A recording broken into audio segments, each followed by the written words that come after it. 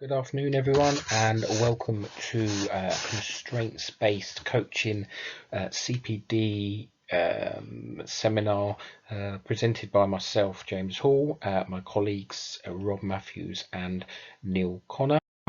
So we're going to take you on a journey into constraints-based coaching from a literature point of view, what we'd like in terms of our outcomes by the end of this sort of 30 to 40 minute presentation is for you to understand what constraints coaching actually is, and we will comprehensively outline that with a literature review to outline common misconceptions that coaches currently undertake within constraints coaching, and to outline some strategies that coaches can employ to effectively deliver constraints coaching into their practice.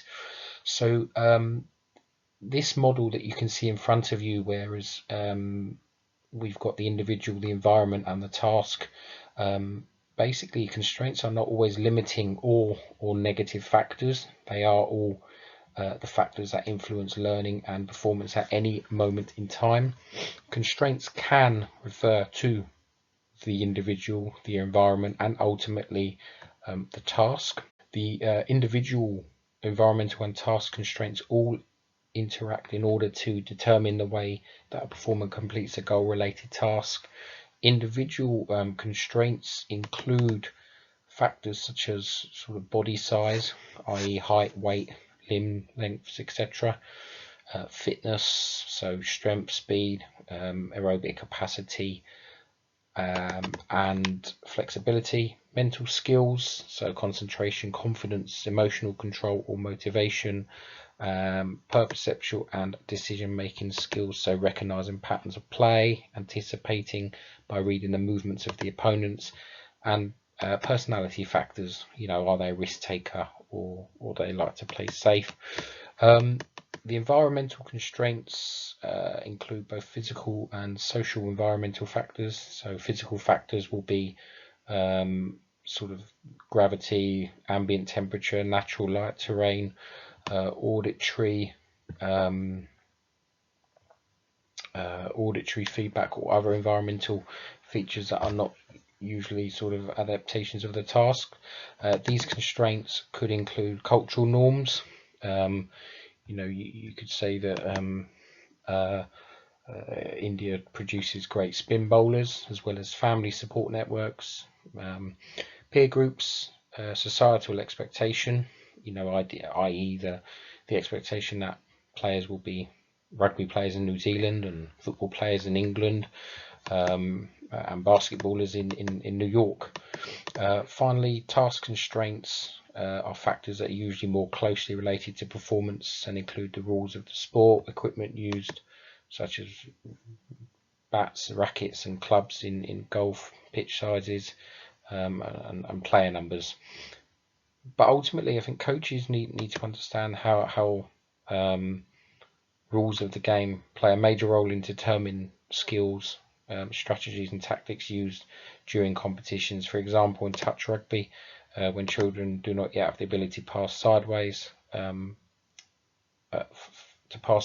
faster than the defender can run the passing distance, the most common way of scoring is for players to run around the defence, in this case go forward. A common coaching point in rugby will result in the player being touched and having to give the ball away. Other task constraints include pitch sizes and team numbers for games and competitions. In many sports, the importance of familiarity with pitch dimensions is apparent, with common recognition of the home advantage effect. Ultimately, that I'd like to think that will highlight to you all the difference between the environment, the task, and the individual, and the constraints on all three as a singular problem that you may get. So what we'll do now, we'll move on to the next slide, and with this next slide you will see now that we've got a constraints-based coaching session plan. So what we're gonna the way this is set up, there's 3 session plans. There's a technical practice, which will then progress into a wave practice, which will then progress into a condition-based game. This is what the topic is, playing through the thirds. We're coaching an under 16 side in the development phase. It's a 1 hour training session. What we'd like to ask of you though, the audience, is can you think about looking at these three practices? Can you think about the constraints which you may add into the session plan?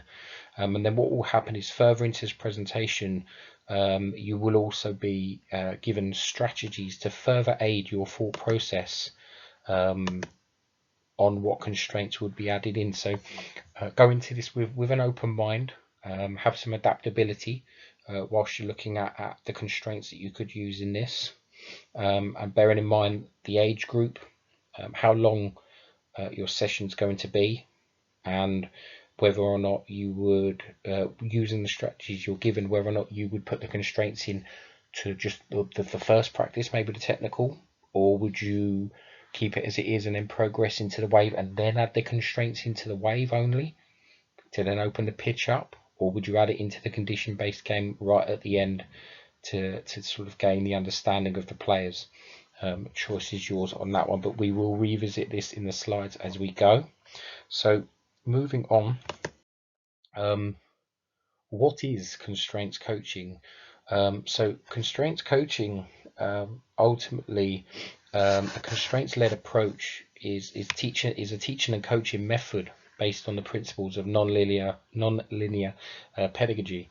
To sort of translate this into the realm of football coaching, players within a training activity will explore the given environment and find answers based on problems set forth by the coach. The problems designed into an activity can be implemented and adjusted by creating and manipulating constraints in said activity. Within an activity, the constraints used will guide a player to perceive, decide, and execute desired actions. I think Newell 86 put it best when there's, constraints can be conceived as boundaries that shape self-organization, and can be separated into categories, namely individual, environmental, and task constraints. Through the interaction of different constraints, again, we'll go back to the first screen, task, environment, and performer. A learner will self-organize in attempts to generate effective movement solutions. Renshaw et al. 2011. What this does allow for with the constraints, it allows the coaches to create activities through the use of constraints to guide players to their desired tactical or technical goals. So, do you want your team to switch your point of attack more effectively? Do you want your players to press more aggressively in attacking third? The manipulation of the three core types of constraints will allow you to create an environment that guides players to discover the core coaching point you're aiming to teach within your session.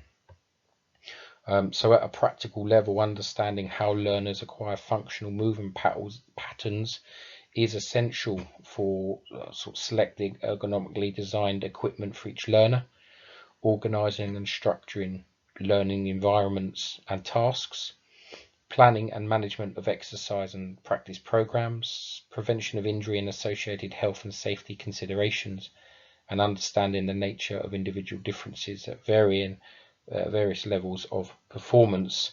And that's Renshaw, Davids, Hammond, 2010.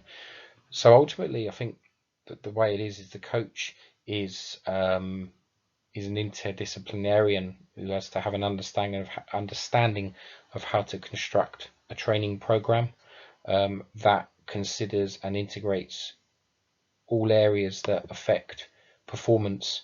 As such, the key challenge is how coaches integrate the vast amounts of sports science information into their training and competition programs. So a useful framework for understanding how to do that is a model of skill learning, which is called the constraints-led approach, that I've covered with all of you. So now what I will do is I will now pass you on to my colleague, and we'll go into the next part of the presentation. Thank you.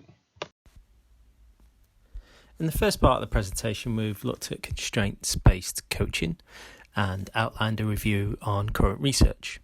In the next part of the presentation, we will outline common misconceptions that coaches currently undertake within constraints coaching. We'll test your knowledge with a series of true or false statements and relate these examples to our specifically designed CLA session plans. The following slide offers some examples of common misconceptions regarding the constraint-led approach to coaching with regards to skill acquisition. Can you decide which 3 are true and which 3 are false? They are numbered 1 to 6, so please take a moment to look at the statements and write down which 3 you think are true.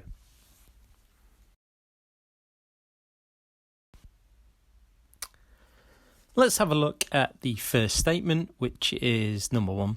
Using constraints is the same as a constraint-led approach. Just because you constrain a practice session does not automatically mean you are using the constraints-led approach. If an activity is constrained to reduce the number of possible outcomes regarding skill acquisition, then you are manipulating the activity to develop a specific technique, which is not the main driver or purpose of using the constraints-led approach. Number 2. Constraints create new solutions, thus enhancing skill acquisition.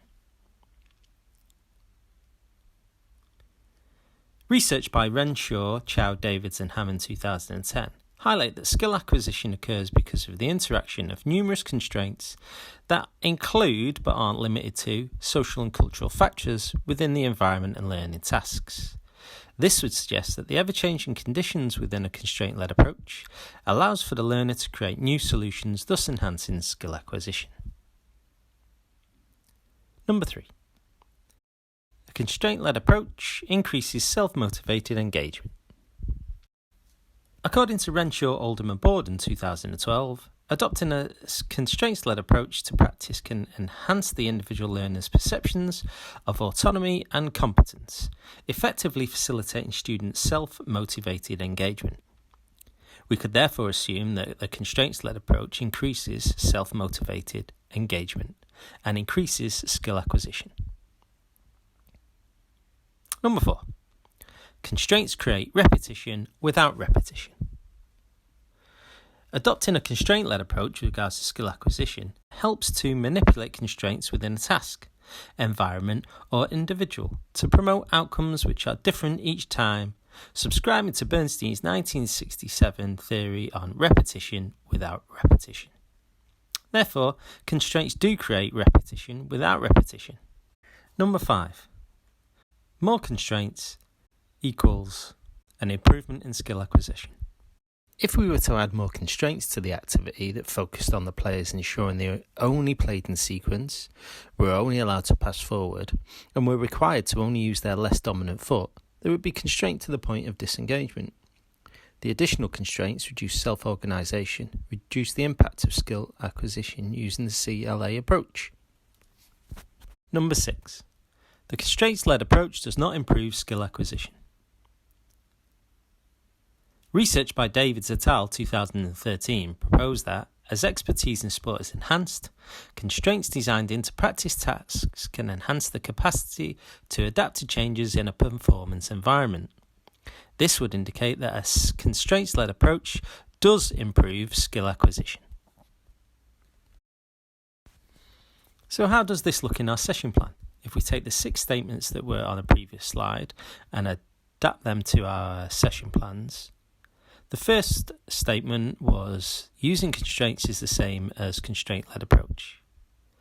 If we were to specifically demand our players to play through the first activity in a particular way, which is a constraint, let's say they must pass from player 1 to 2, 2 to 3, 2 to 4, before advancing, then this is not using the constraints-led approach and will hamper skill acquisition with regards to the specific function of the activity.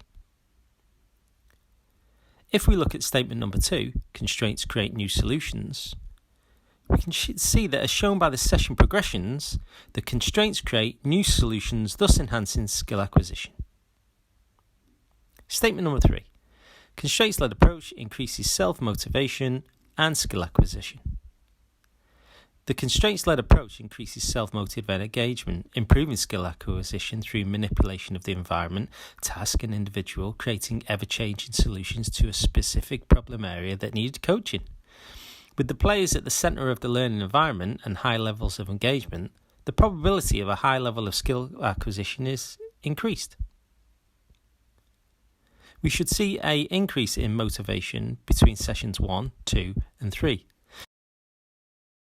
As the players work through the constraints to come up with different solutions, which will help in reducing disengagement throughout the session.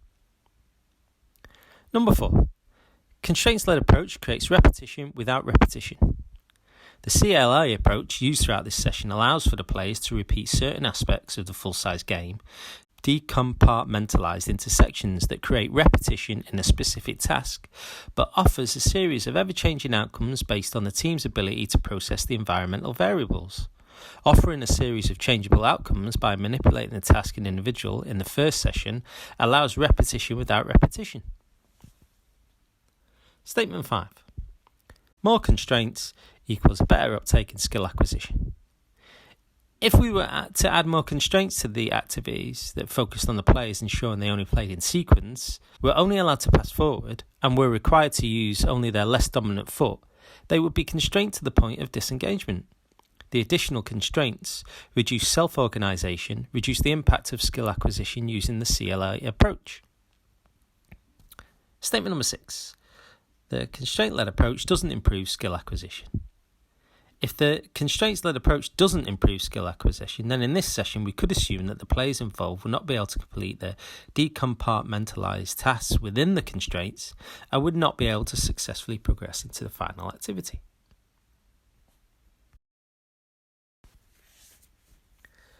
Back to our statements that were on the previous slides. We can see now that using constraints is the same as constraints-led approach is false. As discussed, just because you use a constraint within a session, it doesn't mean it is the CLA approach. Number 2. Constraints create new solutions. As seen with the previous research, constraints do create new solutions to a specific task, so this is true. Number 3. The constraints-led approach increases self-motivation and skill acquisition. It has been proved that an improvement of levels of motivation and engagement occurs when utilising the CLA approach to skill acquisition, so this is true. Number 4. A CLA creates repetition without repetition. This is true. As in the previous slides, we confirmed that the CLA creates repetition without repetition. Number 5. More constraints equals a better take-up in skill acquisition. This is false. Increasing the number of constraints does not necessarily equate to an improved success rate in skill acquisition. Number 6. This is false. We know per previous research that CLA has been used to improve skill acquisition in many research projects. Now we have outlined some misconceptions regarding the constraints-led approach in terms of skill acquisition. The next part of this presentation will be on outlining some strategies that coaches can employ to effectively deliver constraints coaching into their practice. This section of the presentation aims to provide coaches with a working model which they can implement into their coaching to enhance the learning environment and transfer of learning. The model provided can be implemented in coaches' everyday practice, and coaches can use the session plan provided with the seminar to review their understanding of the constraints-led approach to skill acquisition, which was shared with you at the start of the seminar. In terms of implementing a constraints-led approach to skill acquisition within your practice, you should consider how you can create an optimal learning environment for your players, including transfer of learning between competition and training environments. As a working strategy for your constraints-led coaching, you need to consider how much interaction your players have with the environment around them, prompting your players to develop new strategies which allow them to meet the constraints of the task. Simply put, this comes down to your session design and the constraints implemented during the session itself. Furthermore, you are enhancing the learning environment and transfer of learning by considering and implementing constraints into your practice in the first place, giving your players a chance to constantly adapt to changes within the performance environment. In a similar line or school of thought, the implementation of a constraints-led approach to skill acquisition provides ample opportunities for affordances, or opportunities for action, within your sessions. Here, you are affording your players the chance to attempt to perform an action, and within your practice, you should aim to develop as many affordances as possible in the form of constraints. But what do these affordances look like in practice? We will now work through a working model which you can implement into your practice to provide these opportunities for action. First of all, the Football Association model has 4 guiding principles, being direction, definition, decisions, and difference. Through implementing this approach, your players have a chance to be actively involved in the learning process, rather than passively receiving information, as is the case within other practice designs and approaches to skill acquisition. Direction refers to the direction of attack or use of scoring zones within the practice, incorporating phases of the game such as attack, defense, and transition. Definition refers to the area of the pitch that the practice is taking place in and its relation to where it takes place during a performance environment. And ideally, the definition of the practice environment will replicate that of the competition environment to enhance transfer of learning. The affordances on offer to the players will look and feel the same in both environments. You should also ensure your players have cognitive decisions to make, thus being engaged within the learning process as opposed to being empty vessels that should be filled with information. And finally, with difference, players should be provided with ample opportunity to practice the theme of the practice in a variety of different circumstances. And these are the 4 guiding principles of the FA model. Further constraints that can aid skill acquisition are the sizes of the pitch you are coaching within.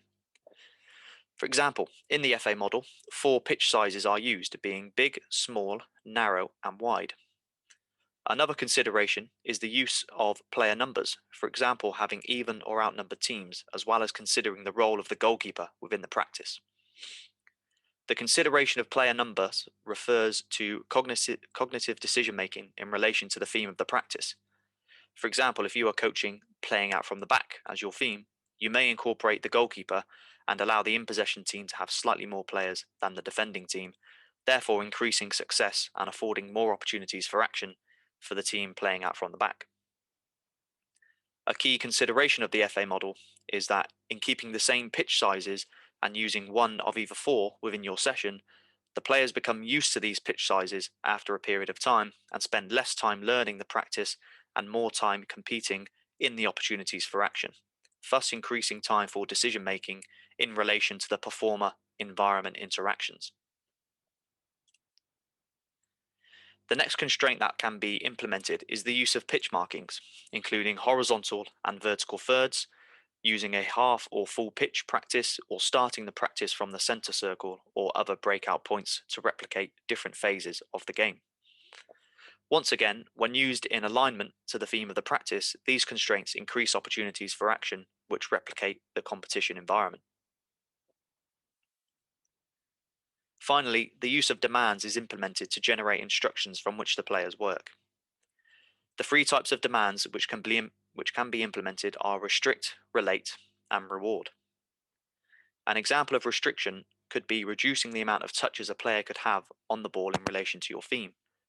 Perhaps you are coaching a theme of possession and want to encourage quick passing. However, some restrictions may not necessarily replicate the competition environment and result in natural decision making. The relate demand requires you as a coach to relate a certain task to a certain situation or phase of the game, and this can be done through the use of questioning. Although this can enhance the learning environment by encouraging situational awareness, it does also rely on the skill of the coach to communicate and frame questions in an optimal manner for learning, which is difficult to achieve. Finally, the reward demand encourages players to perform a certain task, again when working in relation to your theme. You can reward players through additional goals, rest periods, and chances to adapt the practice. This can enhance the learning environment by involving the players within the session design, but can also become less impactful if it is used too many times and not kept track of, for example, when keeping score. As a model, the FA constraints model provides practical applications which can be implemented with a clear rationale. However, due to the social nature of coaching, it is ultimately contextual in its effectiveness in relation to skill acquisition. In this slide, you can see examples of how the model is implemented during in-possession practices. You can see that not all parameters need to be applied within one practice, but a consideration should be made for each one, and coaches should be aware of which parameter is most effective in relation to the theme being coached.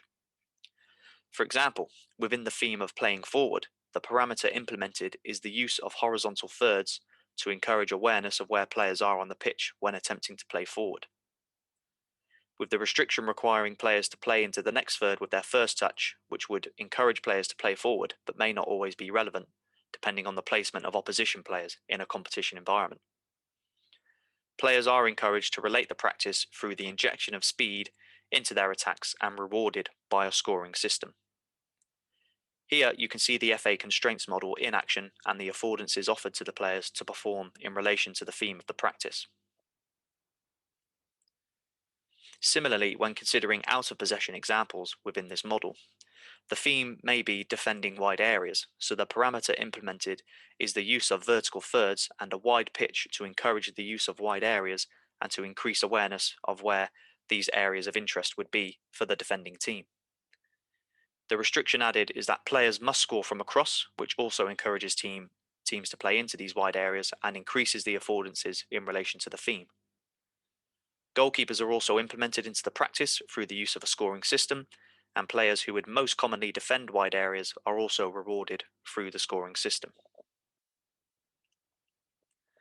Having now participated in the seminar, you can consider the constraints that you may add into the session plan provided to you at the beginning of the seminar. The session plan has a theme of playing through the thirds, so you can now consider which constraints can be added to increase the transfer of learning and create an optimal learning environment. Remember that if you were to go and put this session into practice, you would not necessarily use all of the constraints from the model, but as mentioned, you must consider different areas of the model which can be implemented into your practice. In using the FA constraints-based model to skill acquisition, you could experiment with the definition of the practice to increase the transfer of learning depending on where your team tends to play through the thirds of the pitch most often. You could also experiment with the size of the pitch to increase the amount of football actions, as well as using horizontal or vertical thirds to encourage playing through the thirds in either way, and through using different strategies such as switching play. A scoring system could also be added as a reward. For example, the number of thirds played through equals the number of goals awarded, and this would also affect the strategies that teams use to play through the thirds. This section shows our references used throughout the CPD presentation on constraints-based coaching in terms of skill acquisition.